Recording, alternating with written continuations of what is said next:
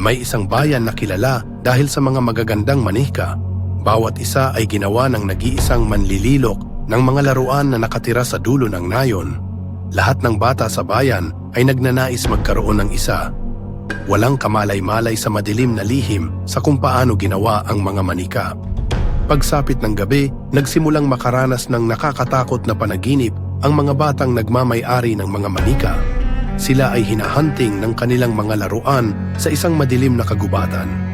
Isang araw ay gumulantang ang nakakakilabot na katotohanan. Ang manlililok pala ay isang mangkukulam na gumagamit ng mga kaluluwa ng bata upang gawin ang kanyang mga manika habang nakakulong sa mundo ng bangungot ang mga biktima. Natuklasan ng mga taga-nayon na ang tanging paraan ay wasakin ang isinumpang paggawaan ng manika bago mahuli ang lahat. Please like, share, and subscribe.